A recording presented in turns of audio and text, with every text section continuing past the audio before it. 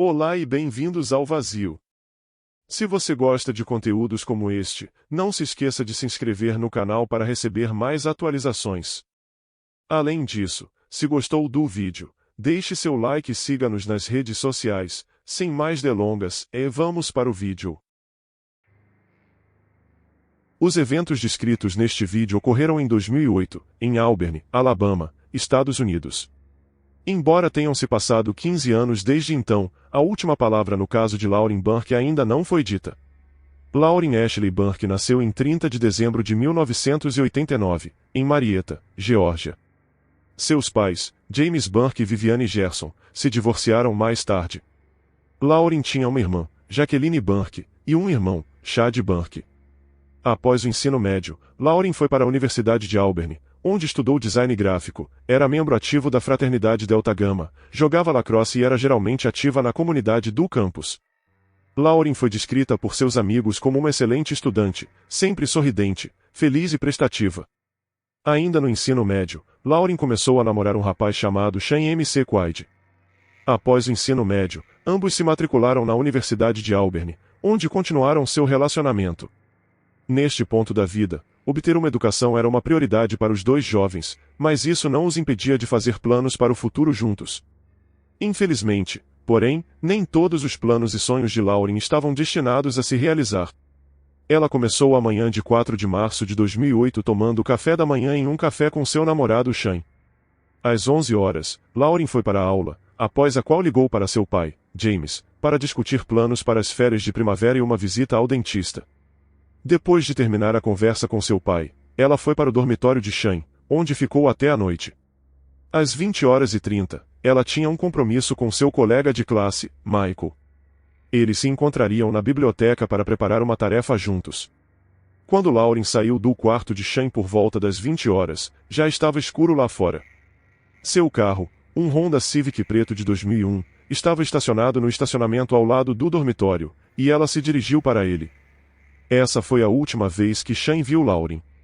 Michael, com quem Lauren deveria se encontrar na biblioteca, começou a ligar para o celular dela depois que ela não apareceu para o compromisso, mas Lauren não atendeu por algum motivo. Ele continuou ligando várias vezes e finalmente ouviu a voz de Lauren do outro lado da linha. Ela disse que não iria à biblioteca porque havia esquecido do compromisso e então desligou.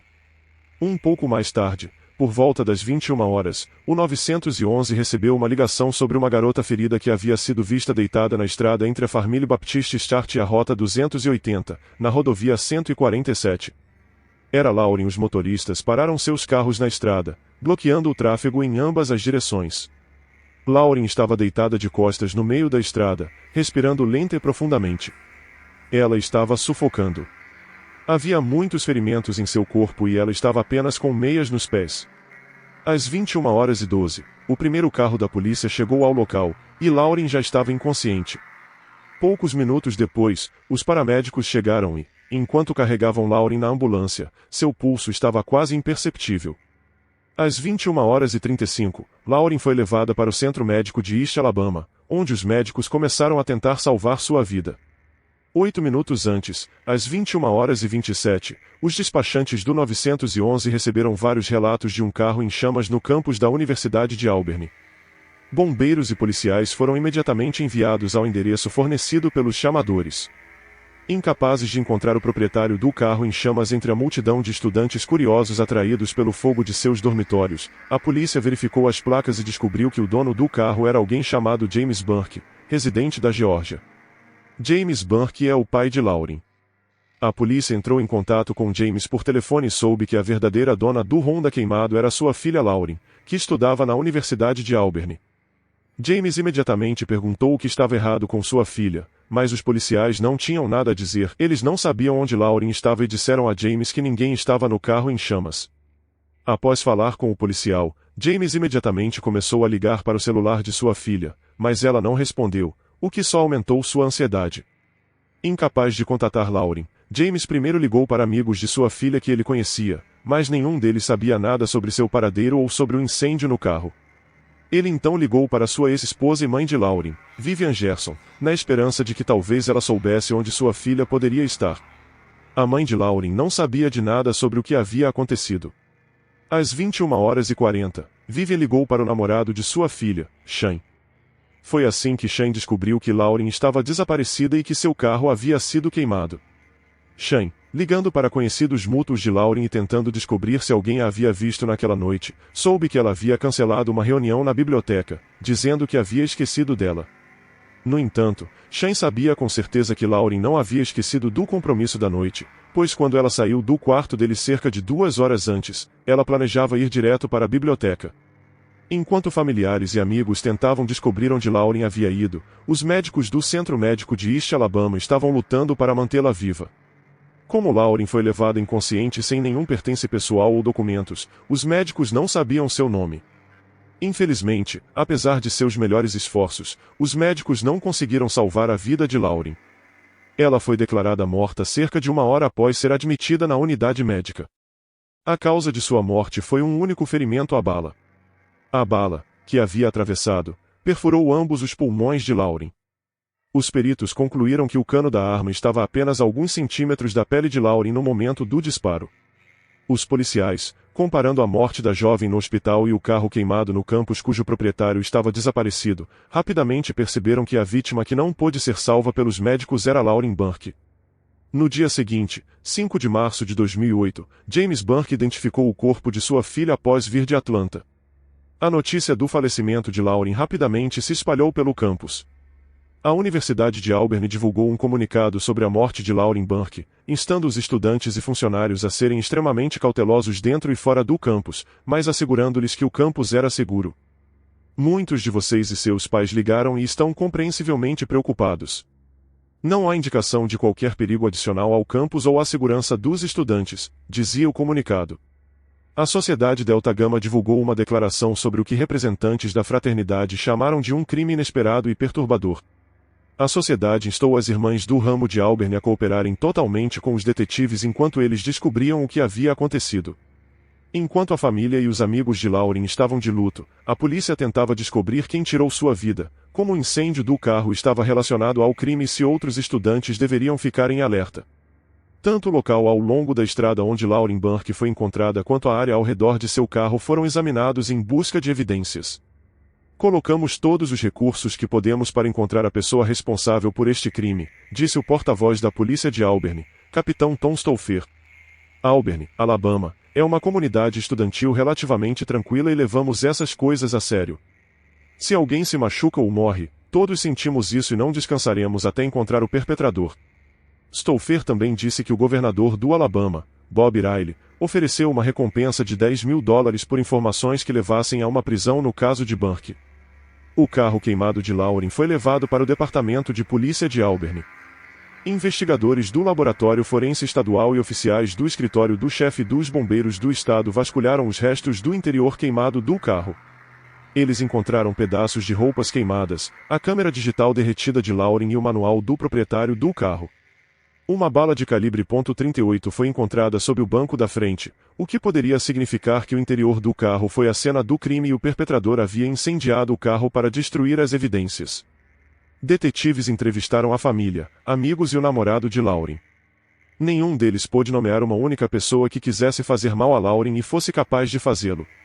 Sabendo que antes de seu falecimento Lauren estava em um dormitório com Shane, os investigadores vasculharam o quarto dele, mas nada foi encontrado que ligasse Shane ao crime. Depois de falar com Michael, com quem Lauren deveria se encontrar na biblioteca, os detetives souberam que quando Lauren atendeu o telefone, ele ouviu um som semelhante ao de um carro em movimento. Ao mesmo tempo, surgiu que alguém havia usado o cartão bancário de Lauren várias vezes logo após ela ser encontrada deitada na estrada. Com toda probabilidade, a pessoa que tinha o cartão bancário de Lauren estava envolvida no incidente e a polícia começou a procurá-lo. No entanto, os eventos logo tomaram um rumo inesperado. Menos de 3 dias após o falecimento de Lauren, às 9h55 do dia 7 de março de 2008, no estacionamento do supermercado Walmart em Newnan, Geórgia, cerca de 75 milhas de Auburn, um homem de descendência africana atacou uma mulher de 72 anos enquanto ela entrava em seu carro. O atacante bateu na cabeça dela, ameaçou-a e disse para ela entrar no banco do passageiro. Ele próprio entrou no banco do motorista e tentou sair do estacionamento, mas percebeu que uma testemunha do ataque o seguia, falando com alguém ao telefone. A ideia de que o espectador estava chamando a polícia levou o criminoso a retornar ao estacionamento do Walmart. Ele parou e saiu do veículo roubado, correu até um Chrysler Sebring prateado próximo, entrou e fugiu do local às pressas.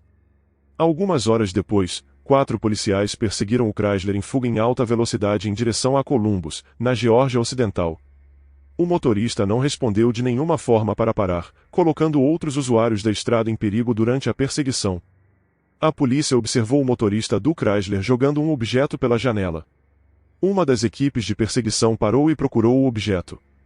Os policiais encontraram um revólver calibre .38 na beira da estrada. Enquanto isso, a perseguição continuou, mas em um ponto o veículo do criminoso quebrou e fumaça saiu debaixo do capô.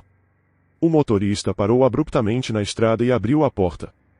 Em seguida o policial que estava em perseguição em uma motocicleta colidiu com a porta aberta.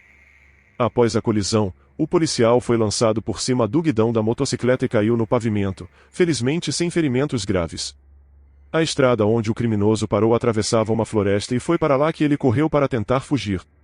No entanto, ele não conseguiu escapar, pois a polícia logo o alcançou e colocou algemas em seus pulsos. Courtney Lero Lockhart nasceu em 20 de outubro de 1984. Segundo sua família, ele era um cara simpático e divertido até se alistar no exército dos Estados Unidos. Ele foi enviado ao Iraque em 2004, de onde retornou como uma pessoa diferente em 2005. De acordo com sua mãe, ele não era mais o Courtney que ela conhecia. Courtney era um cara alegre, mas depois que voltou do Iraque, ele nunca mais sorriu, nunca deixava ninguém ficar atrás dele e às vezes se escondia no armário ou debaixo da cama, disse sua mãe. Em 2006, Lockhart e sua namorada, com quem ele já havia rompido, tiveram uma filha. Também em 2006, ele foi julgado em corte marcial por agredir outros soldados, usar substâncias ilegais e desertar sua unidade sem permissão. Ele passou 7 meses em detenção antes de ser desonorosamente dispensado do exército em dezembro de 2006. À medida que 2008 se aproximava, Lockhart parecia estar cada vez mais descontrolado. Ele mal tomava banho, parou de visitar sua filha e estava fortemente viciado em substâncias ilegais. A partir de fevereiro de 2008, ele cometeu uma série de assaltos, com exceção de um roubo em uma loja de conveniência. Seus métodos eram sempre os mesmos, que ele se aproximava da vítima por trás enquanto ela entrava em seu carro no estacionamento, ameaçava-a com uma arma, exigia que ela entregasse sua bolsa e tentava tomar posse do carro. Um desses crimes acabou tirando a vida de Lauren Burke. A série de ataques de Lockhart parou em 7 de março de 2008, após ele atacar uma mulher de 72 anos e não conseguir fugir de uma perseguição policial. Após sua prisão, Courtney Lockhart, de 23 anos, foi levado para a delegacia, onde confessou ser o responsável pelo sequestro e morte de Lauren Burke.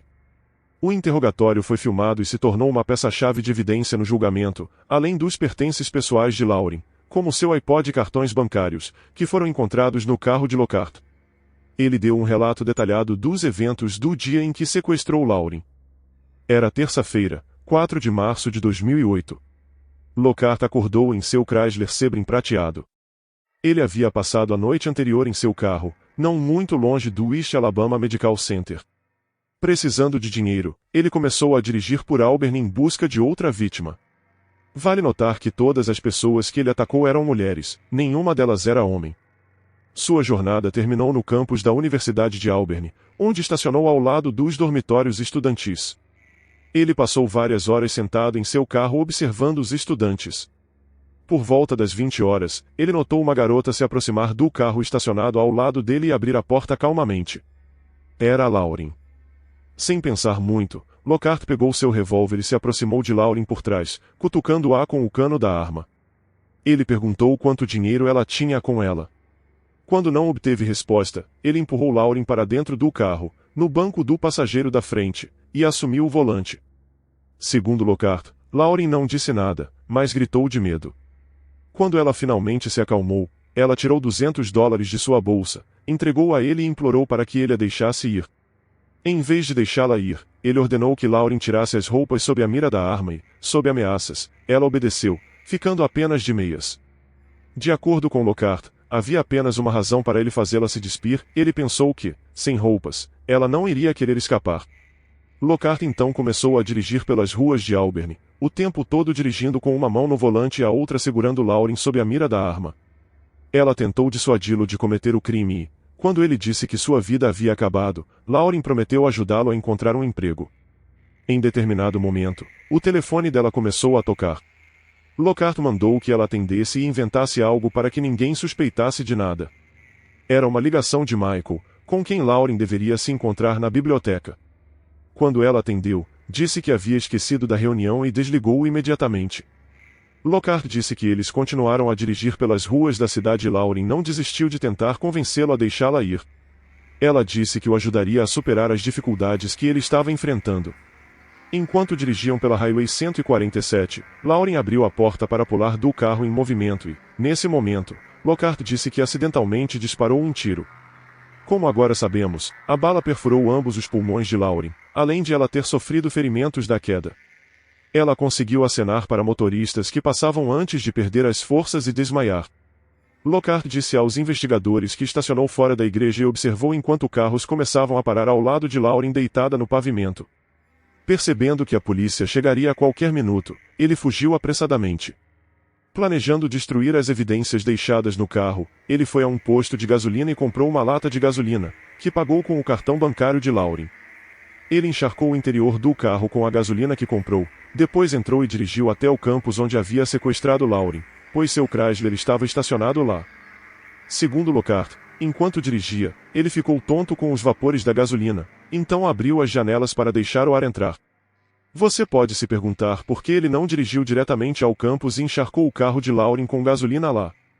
Por que ele dirigiu com uma bomba-relógio, já que um curto-circuito ou uma faísca poderiam ter feito o carro pegar fogo com ele dentro? Talvez isso tenha a ver com os problemas mentais de Lockhart ou seu baixo QI, mas falaremos sobre isso mais tarde. Ao chegar no campus, Courtney pegou $46, um iPod e os cartões bancários de Lauren do carro antes de incendiá-lo e sair dirigindo em seu Chrysler. Ele dirigiu até um posto de gasolina onde pagou pela gasolina com o dinheiro de Lauren. Depois, voltou ao campus novamente para ver se o carro havia queimado completamente. Os investigadores começaram a questionar se todo o testemunho de Lockhart era verdadeiro. Eles especularam que Lockhart forçou Lauren a se despir não para que ela não tentasse fugir, como ele alegou, mas por um motivo totalmente diferente, mas ele não conseguiu o que queria porque Lauren de repente pulou do carro em movimento. Além disso, os investigadores duvidaram que Lockhart tenha disparado acidentalmente. Parecia improvável, dado o fato de que Courtney serviu no exército e sabia bem como manusear uma arma. Parecia mais lógico que Lauren percebeu que Lockhart não iria deixá-la ir e decidiu que sua única chance de escapar era pular. Ela abriu a porta e, ao pular do carro, Lockhart atirou nela. Testes balísticos confirmaram que a bala encontrada no carro de Lauren foi disparada da arma que Lockhart jogou pela janela enquanto tentava escapar da perseguição policial. Além disso, especialistas realizaram testes e descartaram a possibilidade de um disparo acidental. O gatilho tinha que ser puxado com força suficiente para disparar. A família e os amigos de Lauren se despediram dela em 9 de março, no mesmo dia em que os investigadores interrogaram Lockhart pela segunda vez. No dia seguinte, ele foi formalmente acusado várias vezes no caso de Lauren Burke. O julgamento começou em 8 de novembro de 2010. Os advogados de Lockhart alegaram que seu cliente tinha uma doença mental devido ao serviço militar e que o tiro que matou Lauren foi acidental. Segundo os documentos do tribunal, Lockhart se declarou inocente por motivo de defeito mental ou insanidade. O tribunal ouviu o depoimento de um psicólogo que afirmou que Lockhart tinha um QI de 86, abaixo da média, e que apresentava alguns sintomas de combate no serviço militar, mas não tinha PTSD. O psicólogo também disse que Lockhart era imaturo e não estava pensando de forma clara. Embora o Estado tenha tentado apresentar evidências dos outros crimes de Lockhart e de sua conduta desonrosa no exército, o juiz do julgamento excluiu essas evidências. Após a fase de culpabilidade do julgamento, a fase de sentença ocorreu imediatamente. Lockhart apresentou testemunhos e evidências na tentativa de se mostrar como um herói de guerra mentalmente perturbado pelo combate e pela morte de seu oficial comandante. O júri emitiu um veredicto especial, no qual um fator agravante adicional foi o fato de tirar a vida de uma pessoa no curso de um sequestro. O júri votou por unanimidade, 12-0, para recomendar uma sentença de prisão perpétua sem possibilidade de liberdade condicional. O juiz do julgamento, no entanto, discordou da sentença recomendada pelo júri e condenou Lockhart à morte. Em uma ordem de sentença de 28 páginas, o juiz explicou por que discordou da opinião do júri. Ele concluiu que o sequestro pesava fortemente a favor da pena de morte. A vítima estava sozinha e desarmada, e foi escolhida por Lockhart ao acaso. O sequestro foi ainda mais grave porque ela foi tirada de um campus universitário, um lugar onde os estudantes devem se sentir seguros, e foi forçada a entrar em seu próprio carro. Lockhart a forçou a se despir e a manteve sob a mira de uma arma para evitar que ela escapasse. O tribunal também enfatizou que o júri desconhecia a onda de crimes de Lockhart e a verdadeira natureza de seu serviço militar. Embora o júri tenha ouvido testemunhos sobre o serviço de Lockhart, não sabia a extensão completa de seu histórico disciplinar militar, escreveu o juiz. O tribunal argumentou que, se o júri estivesse ciente dos fatos adicionais conhecidos pelo tribunal, sua recomendação de sentença provavelmente teria sido diferente. 15 anos se passaram desde a morte de Lauren, e Lockhart ainda está no corredor da morte no Alabama, sem desistir de tentar apelar de sua sentença. Após sua condenação e sentença de morte, ele apelou a um tribunal do Alabama, que manteve a sentença em agosto de 2013. Em abril de 2014, a Corte de Apelações Criminais do Alabama negou o pedido de Lockhart para um novo julgamento. Ele então apelou à Suprema Corte do Alabama, mas em setembro de 2014 sua moção foi novamente negada. Em janeiro de 2015, Lockhart apelou à Suprema Corte dos Estados Unidos, que negou sua petição em abril daquele ano. Em 2018, Lockhart fez outra tentativa de contestar a sentença. Advogados de uma organização de direitos humanos que o representavam tentaram convencer o tribunal de que os advogados que defenderam Lockhart em 2010 haviam conduzido o caso de maneira inadequada. Embora houvesse algumas falhas na defesa de Lockhart em 2010, isso não mudou o resultado, com a sentença de morte sendo mantida novamente em abril de 2021. A Corte de Apelações Criminais do Alabama manteve a sentença de morte de Lockhart. Se você gostou do vídeo, deixe seu like e siga-nos nas redes sociais para não perder nenhuma novidade. Se ainda deseja ver mais desse tipo de conteúdo, clique nos vídeos que estão aparecendo na tela. Obrigado por assistir e até o próximo vídeo.